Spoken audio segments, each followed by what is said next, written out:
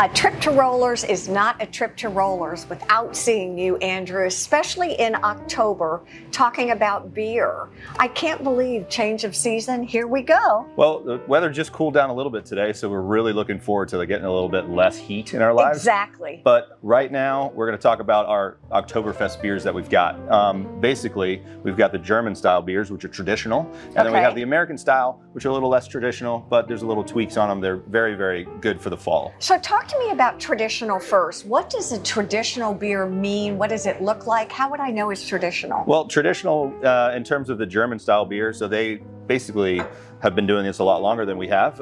So they have a law that's almost 600 years old. It's called the German Purity Law. And is it really? each beer that you see here on the left is based off that law. And there's only 4 ingredients. It's barley, water, hops, and yeast. And that's it. They're only allowed to use 4 ingredients. For all German beers? For all German beers, with the exceptions of a few, but this law has been enacted since 1516. I love this. So interesting.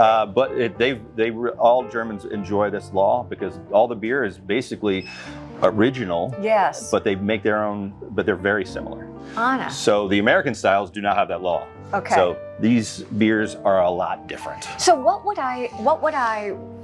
how would I different? Not so much in taste, but is it the variety? How diverse they are? It is. The variety basically here in America, we can use whatever ingredients we want. So we could use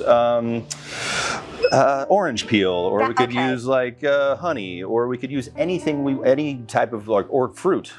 Some of these, this one in particular has apple in it. So it's quite fun, but it has some pumpkin in it. Okay. So none of the German beers have pumpkin in it, and these 3 have pumpkin actually in it. Are there purists in their beer, and are there people who are like, let me try anything?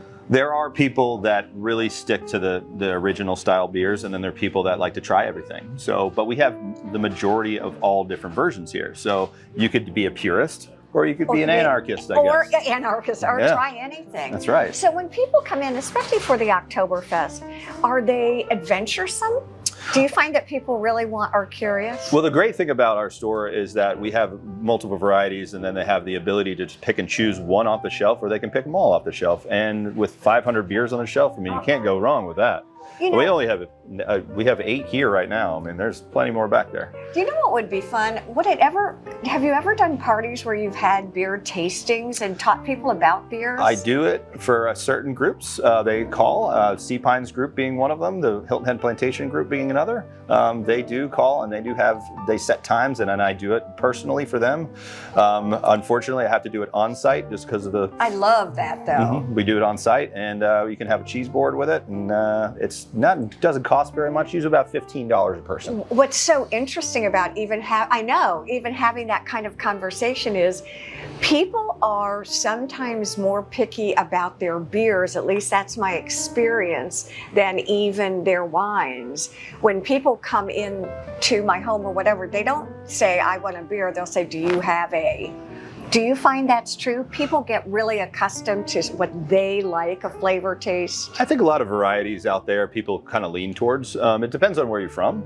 So, I mean, imagine growing up in the Midwest. You're used to certain varieties there, or out west, or in the South. We all have our different varieties of certain beers, and you gravitate to sometimes what your parents liked in the past, or your family structure. So there's people from that have German heritage that come in here and buy this type of beer, which you don't find in a lot of places.